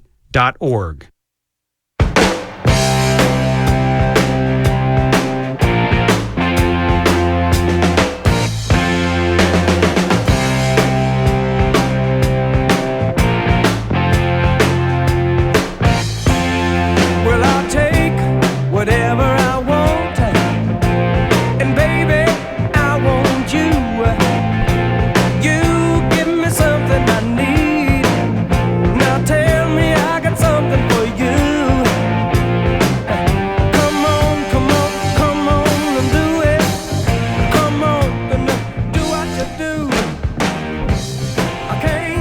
enough of your love. I can't get enough of your love. So the trial or the arraignment or a hearing, there was some kind of hearing today in Sacramento. I'm sorry, in San Francisco. Or no, actually, there was a protest today. I'm sorry, I got it backwards. The first hearing is going to be tomorrow, which is usually the arraignment of Juan Francisco Lopez Sanchez, the man charged with murdering Catherine Steinle. He has been referred as an illegal immigrant. He has been referred to as a repeat felon. He has been referred to as a multiple deportee. But according to Seyu Bojwani, who wrote an editorial at thehill.com chastising Congress for passing legislation to end sanctuary cities in the wake of Steinle's murder, Bojwani, the president and founder of the New American Leaders Project, called Sanchez an undocumented Mexican American. Now, isn't that understanding? I'm sorry. I can't help but be sarcastic when you have so much stupidity in the news. It's as if, how stupid do they think we are? The reason the murder is so horrific and so tragic, it's not as if people aren't killed every day. And every one of them is significant to someone. This one grabbed the headlines for a number of reasons. One, she's a beautiful girl in the prime of her life. She's minding her own business. She devoted her life to others. And she's cut down in her father's arms on a public tourist attraction exclusively because of the sanctuary policies of the city of San Francisco. So you can thank Attorney General, then DA, Kamala Harris. You can thank Lieutenant Governor, who dreams of being the next Jerry Brown, formerly the mayor of San Francisco, Gavin Newsom. He loves sanctuary policies, doesn't care about American lives. To hell with Americans. Let all the illegals kill him. Then again, who would vote for him? You might want to rethink that, Gavin. You can thank sanctuary douchebag sheriff, wife-beating sheriff Ross Mirakamimi, or whatever his name is. We don't care. We'll butcher his name here. He doesn't care about the Constitution. He doesn't care about the law. The guy in charge of enforcing law could care less about the law. You know what? I would love to go to San Francisco and get pulled over with a truckload of guns that are completely so-called illegal. The ones that freak out the leftists that want to control everybody. Let's see if he's serious about the law then. Or is it a sanctuary for those who want to break the law? See, there's a double standard. If you have even one single, heck, you don't even have to have a gun violation. You have to be accused now by a former boyfriend or girlfriend, and they can send the cops to your door, break down your door, raid your stash of guns, take them all away on the word of somebody who lived with you for 6 months. That is now law in the state of California. I call it the Gun Confiscation Act. Think about that. But we have activist groups who have the gall to call him an undocumented Mexican American. See, when you call him an American, then he has a right to be here. And then the murder isn't tragic. And then, you guys, you're just getting all worked up over nothing. Now, when Dylan Roof murders somebody, they want to turn the world upside down to make sure in their minds that it never happens again, right? So what's wrong with this picture? Shouldn't they want to do the same thing to make sure that another innocent American life is not lost at the hands of somebody who wasn't supposed to be here. But they don't believe in borders.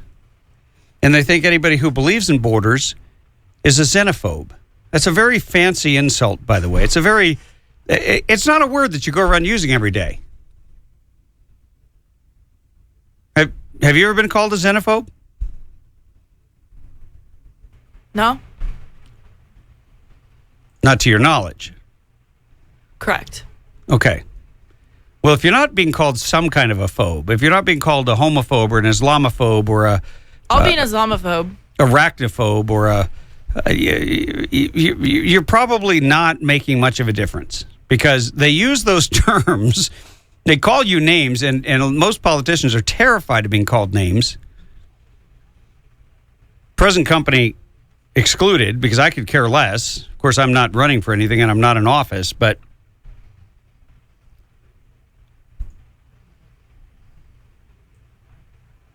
it's hard to believe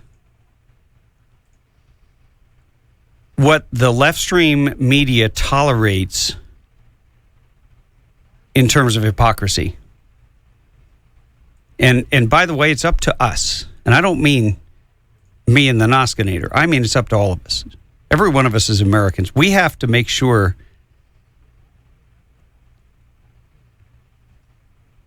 that what happened to the Steinle family doesn't happen again on our watch. That means we've got to engage in this fight. We've got to make enough noise. We've got to demand a Donald Trump type response from every politician. Did the cough button work there? That's what we've got to do. We've got to demand an accounting. I was talking today, as a matter of fact, on the way into the Radio Free California Network studios. I was talking to Jameel Shaw. And can you imagine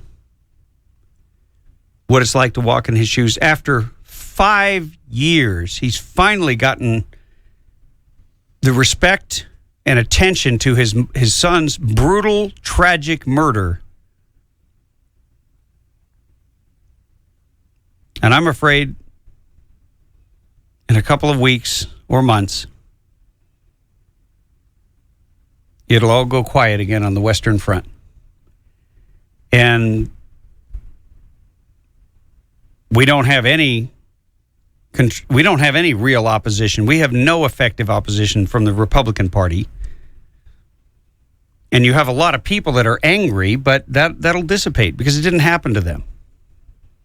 And then you have the people that it happened to, and they will fall back into obscurity, tragically.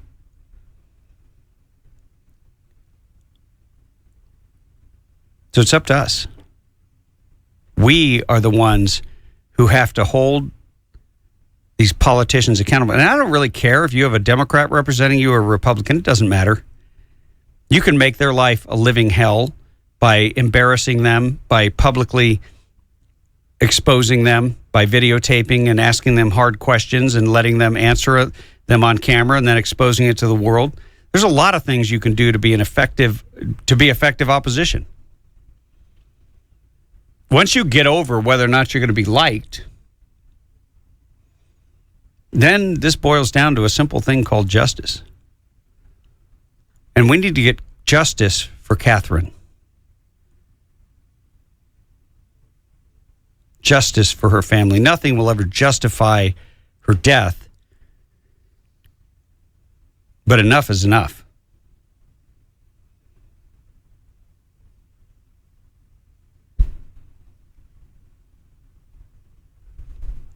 There was one other headline I wanted to share with you.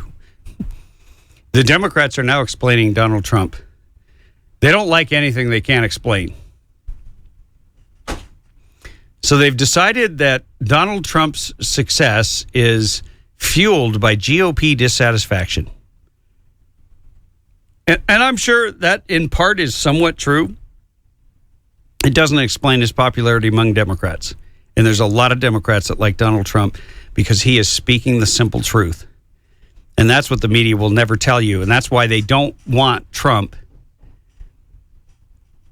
to make it through to the finals.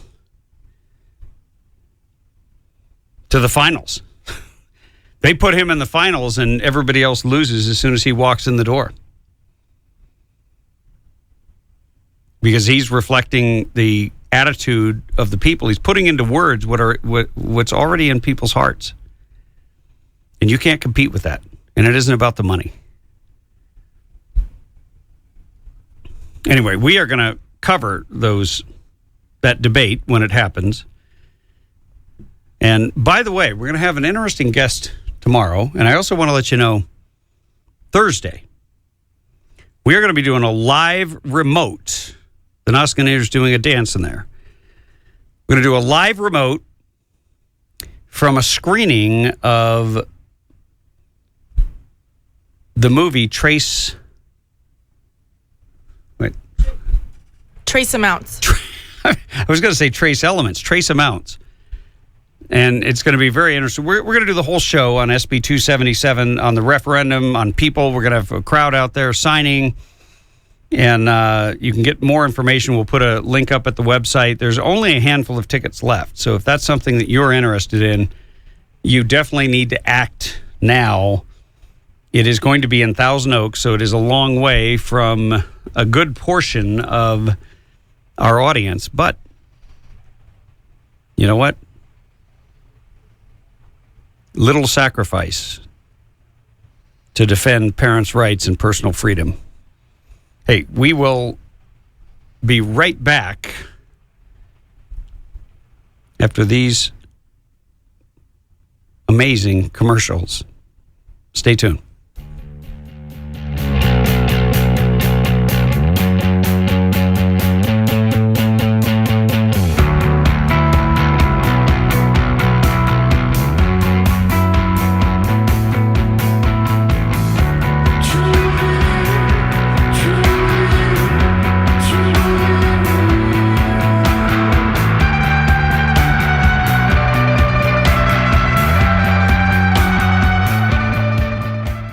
You've heard me talk about Burro Canyon Shooting Park on this show many times. They've been a proud sponsor of the Tim Donnelly Show. And I want to let you know they've got a special offer. If you pay for a day of shooting at Burro Canyon Shooting Park and you mention the Tim Donnelly Show, you get a free hat or a coffee cup or both as long as supplies last. So head on up to my favorite place to exercise our Second Amendment right, Burro Canyon Shooting Park.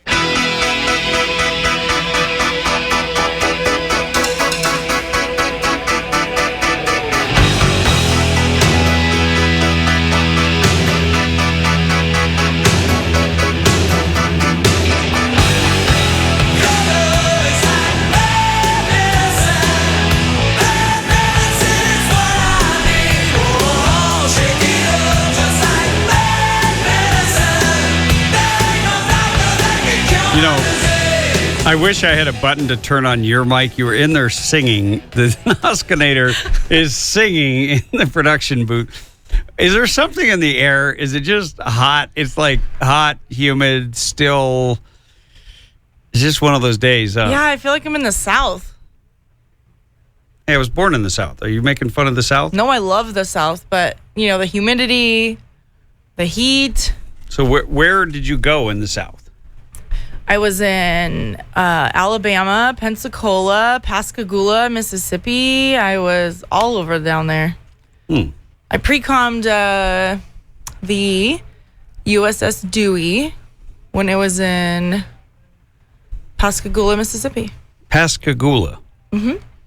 There's a shipyard there. It just rolls off the tongue like it was intended. Pascagoula. Okay. Yep. Good times. Yeah, it's certainly it's going to be crazy if we get this rain that they're talking about. I hope we do. We need it. Yeah, the El Nino. I mean, but once again, it's gonna bring up the whole issue. It's not as if we don't have a shortage now of money because they've stolen more and more money from people who work. Well, they could pay for the dams, but they lack vision. I truly believe Jerry Brown just doesn't want to build them. He didn't want to build them in 1979, and he doesn't want to build them now. He doesn't want more people here unless they're illegal aliens. Because he just figures, we want to keep the forest pristine for the marijuana growers. Oh, that's right. That's the illegal aliens, the cartels.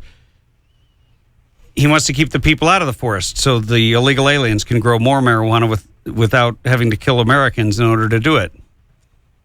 And when I was in office, I had a chart made up, a map of California with all the different murders that are either guaranteed to be by the drug cartels or suspected.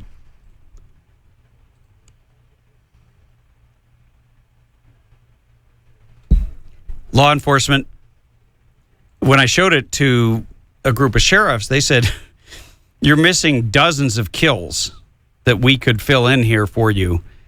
And I never got them to actually write on the paper because,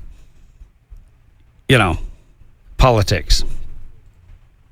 But the bottom line is that in our forests here in California,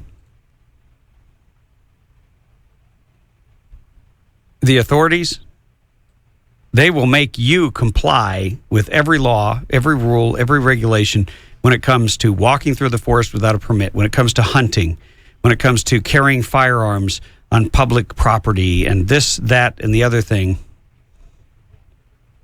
But if you're an illegal alien and you're cultivating marijuana, they might suggest, they have a $3.3 million to suggest a couple of rules for you. It would be really, really nice if you didn't destroy and rape the environment and poison it with all these fertilizers and do all these other things. Could you just be nice and just get along? How long are we going to tolerate this kind of idiocy and excuse it for leadership in the state of California? I asked the question. Well, as I said, we're going to have two great guests tomorrow with some incredible stories. One about the abuse of the IRS and another one about another tragic case in San Luis Obispo County. We're going to have my friend on who owns Cal Coast News, Karen Veely. CPS broke up a family because they were homeless, gave the kid to a rapist. You will not believe the details of that story. It is absolutely horrific. Hey, I want to tell you, I don't do this show alone. I want to thank my wife for letting me, Bethany Nosko, the Noskinator, for being an extraordinary producer, Cassie Cassidy, our intrepid guest booker, Sean McNeil, technological extraordinaire, all of our sponsors, and you, because without you, we wouldn't have a show. God bless you, and Godspeed. Tim Donnelly Show, out.